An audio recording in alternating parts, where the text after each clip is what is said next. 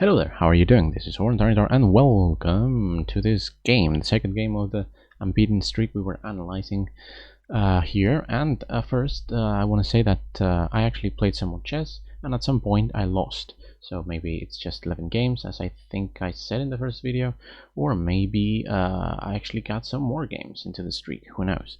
But the thing is, I won't be spoiling any of the videos, not the ones that I actually didn't lose, as I said there.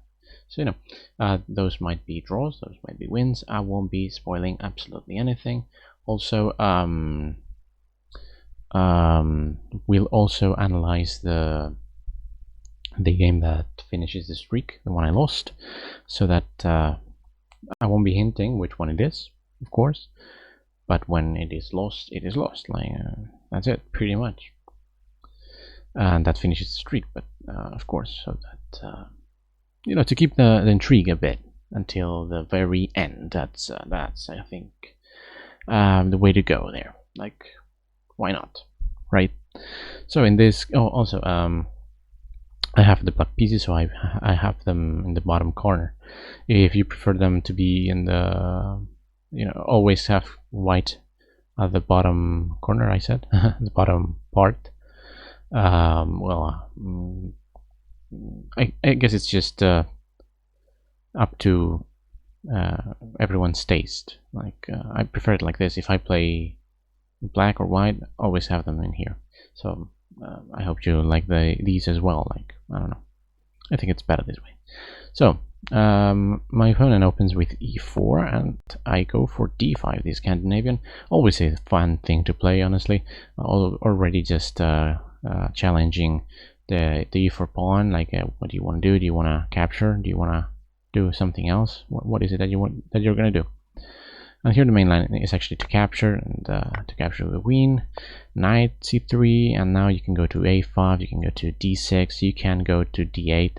Plenty of options are available here, but you don't necessarily need to play queen takes. You can also play knight f6. Like, this is pretty much the two sort of possibilities after e takes d5. But in this game, he didn't take d5. He actually went for e5, which is not as great as taking, but it's still playable, I guess. c5, c3, preparing d4, and now the bishop goes to f5. Why did I play this move? Well, at some point you want to play e6, obviously. But the thing is, if the bishop is still not developed, then you have a problem, because when it goes to f5, well, it's developed. But if it's still here with e6, well, you can't go, of course, and you have to maybe play the fianchetto thing, and it's better to just develop it normally here and not have like the famous French bishop, I guess. So it's just better. Like, why not? So d4, c takes, and now knight to c6, and that's why I enjoy about the Scandinavian. In many lines you get ahead in development, and it's really fun, really. So knight f3, starting to develop some pieces. e6, like solidifying those two squares, and now h3, that comes with the threat of g4. You don't want to go here after, because then he develops the knight with a tempo, and you don't want to allow a capture, so of course you would have to mess up your structure. So you have to go to g6, and thankfully you can't attack the bishop from there, as the square is covered by the black's queen. So definitely not a big threat, really, but still it's still playable. g4 there. Also, these two pieces are eyeing g5, so two birds with one stone, I guess. h6, which doesn't allow these two from going there, and also gets an extra possibility to, it gives an extra square to the bishop to retreat to. Now a3, pretty much with the same idea as e6 was played, but bishop to e7 developing here. Not the best move really, because it kind of jams the knight from ever going out. Now bishop b5, and here it's kind of a bad move. You don't want to play this really, because, well, it's a bishop for a knight that is not really even developed. So why would you play this? Well, I saw that if he blundered here, I would just win the game pretty much. So here you obviously see what happens, right? Here you obviously have to take here, and then you take here, and everything is fine for white. But here, if you take here, you're losing. If you want to find it, well, of course, queen to a5 check, and now you're just losing a piece. Like you just can't play whatever you want. So I saw all this and I was like, okay, I was kind of feeling funny, and I was like, funny. I mean that was like, hey, let's try this. Like, come on, let's set a small trap here. And he actually fell for it, so he blundered a whole bishop. Now he played bishop c3, probably adding more protection here. Also, well, it was already defended, but it was attacked as well. So you want to make sure everything is defended properly. And now a move that I really like, because it doesn't really look all that obvious, but it also is obvious as you want to develop the g8 knight. So bishop to d8. You know, it's a decent move. Like, maybe not that obvious. You maybe think, okay, why not bring the rook somewhere else? Or, but you know, also I had the idea of going here and trying to offer this trade and to keep trading down until we reach an endgame that is easily won with the extra piece. Here a4, attacking the queen b6, castles. It is already time, as not being, I mean, this check here actually lost him a whole bishop. And now knight e7, actually developing this knight once and for all. And now everything is pretty much developed except for the rooks. And, well, maybe this is not the best square to have a bishop at or on or in, who knows. Knight h2, probably with ideas of f4 or even bringing the queen over to the king side, but castles either way. Queen g4 as we could hint, I guess.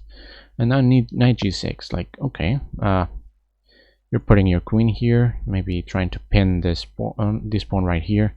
Maybe you have this idea, I don't want to allow absolutely anything. I don't want you to have any counterplay whatsoever. Now knight back to f3, it already did what it had to do apparently. And now bishop e7, better square to have this guy in. Also, this becomes possible again to offer a trade. Now knight to h2 again. Kind of probably without a clear plan, so maybe just trying to don't lose too much time thinking and see what happens. And then, you know, bishop b4, and now he could have just played it before moving the knight back there. f4, trying to start a storm, a pawn storm in the king side. And now what I did was play knight e7, which was not the best move to play, as of course there is a tactic here. But I didn't want f5 to actually come with a tempo here, so I was like, okay, let's just keep everything together.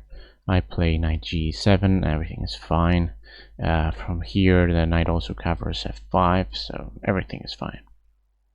Here, if you want to pause and find the tactic for black,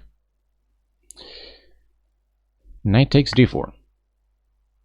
Knight takes d4, and now you pretty much have to capture the knight, and now you just want another pawn, like you're up a pawn and a piece. Pretty damn good. But you can't really even take this guy here because of a line that it actually is really hard to find. H5 here. Who would play this here, honestly? H5. Here the best defense is actually A5. But here knight e2 check. It's a double check. You can't take here, you can't take here. You can't block with anything, especially because one of those is from a knight, but still, no double checks. I mean, with a double check, the only thing you can do is move or lose the game because of checkmate. That's all you can do. Now queen e3. And after something like bishop c5, which is probably like one of the best defenses, it doesn't really matter that much because boom, knight g3 check, it has no moves. The king has no legal moves, so you have to give up the queen, and this is easily won now, like completely winning. So you can't really take the bishop. You have to take the knight, but still losing. But knight g7, that's what I played. And now what we have is queen to g3. Knight f5, it still works. It still works fine. But knight f5, I said okay. Instead of just controlling f5, I actually block it. I put the knight in a more central square. I also win in tempo as I'm attacking your queen. Everything should be fine like that. And queen back to g4. And here it still works, of course, not a big deal. You even have another attacker here, like everything is so smooth if you just take that one. But I didn't see it again, so queen d8. And this is a move I played because I wanted to go here and trade queens. And with the queens out of the board, everything is just so much easier and less tricky. Everything is still winning without the queen trade, but why not? If you are up material, just trade down and win the endgame. Shouldn't be really hard. Now rook f to e1, and this is a move I didn't really understand whatsoever, because now you're actually putting the rook behind my bishop. So it still works to just take here and look, if something like this, for instance, takes, you can even just take the rook, and after takes, you can take this guy over here, and you are up again, up a whole pawn, and winning this completely, and well, of course, the piece. Well, actually, now it's not a piece; it's actually the exchange, or well, a whole rook if you like, because knight, knight, rook, rook. It's a whole rook now, because of course you took here. So you're up a rook, you're up a pawn, a position absolutely everyone would like to have. Like it wins itself. But queen h6, I mean no, queen g4, that's what he played, blah blah blah. Now rook f to e1, and now queen h4 as planned. I missed all this, and now he, instead of just trading here, he went knight f3, and he was like, okay, you want to trade queens? I will do it there. He shouldn't have allowed it. Probably he should have gone back with a queen, but to actually try and create something. But I just took and went back to control f5, also to prevent my knight to be from being captured, and also I don't know, everything is fine here. Like we don't need to worry, I guess. g5, h5. I don't want the king side to be busted open. Now knight h4, controlling some squares here, I guess. Also, it's not useful anywhere. You can still do this actually, because you can take here. But well, is it good actually, or is it just pawn and the rook for 2 pieces? Like, I don't know. I would have to analyze it, but still, I decided to go a5 because at some point maybe I want to move the c6 knight, and I want this guy to be protected regardless. So rook e3, rook lift, trying probably to go here and create something over in at the king's side, but g6 protecting the h5 pawn, but g4 challenging this pawn. I decided to just stay, why not? and he went rook to g3, attacking it. I'm not going to defend it. I don't even think it can be defended by anything. So you obviously don't want to play this because en passant is a thing. And king g7. Now he took, and now that king g7 opens the 8th rank for the rooks to move freely, why not just bring them to the open h file? Now king g2, preparing exactly the same idea, and now rook h5, if I'm not mistaken, exactly, and rook h1, countering the action of this rook. Now rook a to h8. Both rooks are now well placed here, controlling a lot of. You can, for instance, you can move this guy here because then you just lose the rook. For instance, that's a new move. It was not played here, especially because he just played rook to h3, and this kind of allows me to trade more material down, because I played the knight to f5, and with knight to f5 you can see that this knight is attacked 3 times. You can't move it away because this is attacked twice and only defended once, and you can't defend it with a knight while moving it. It's attacked 3 times. There is no way you can defend. You can't go here because there is a knight that's preventing the king from entering the g3 square, and you also can't go here, of course, because, well, you just lose it. So here you have to take with check, and now e takes f5, and now this is attacked, so rook gg3, defending, well, getting out of the way. Now rook takes in h3, rook takes h3, rook takes h3, king takes, and now after bishop takes c3 and b takes c3, sorry, there is absolutely no more pieces that white has, so this is less tricky. This is easily won, and if you want to find the best way to go and win this, go ahead and try to find it. Well, I don't know if you found it. When I saw this position, I immediately went for knight a7 because I want to push b5, and this is completely over. Whatever you do, my opponent tried king g3, I played b5, and he resigned in this position because there is nothing to do. If you take here, I take here, I have a passed pawn. It is too far away, of course. This is the square. The king can't enter it, so you can't stop it. It's going to be promoted, and if you want to maybe try this move right here, c4, I get even another passed pawn, so pretty good. d5, not a big deal. c3, you still couldn't really stop this one or the other. Like, if you try to stop this one, I just promote the other one, not a big deal. d6, well, not a problem. King f8, and my king is indeed close enough to stop absolutely everything there is there. King f2, c2 even, you're still not going to stop that. d7, the only thing you can do is actually just delay the inevitable. You can't really defend it. If this pawn wasn't here, this could be dangerous, kind of, because you can take this one, as this one would promote, but still, you can just block it because the king or nothing else is able to help out.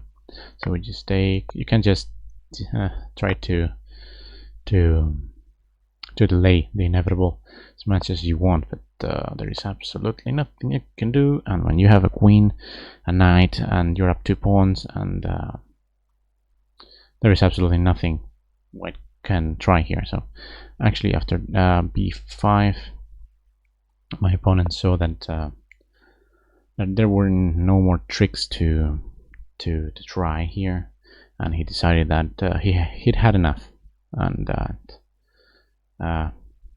yeah, pretty much, yeah, this is a position you have to resign. Like, you can't do anything, you're just suffering here. So really a game that shows us that you actually have to pay a lot of attention to the the move order, or sometimes like also what to take with. No, like not everything that looks like it's gonna be the same. Okay, now he does that. Now he boom. And there are some times that there are actually differences between one option or the other. Like for instance, I was today I did in chess.com on chess.com I did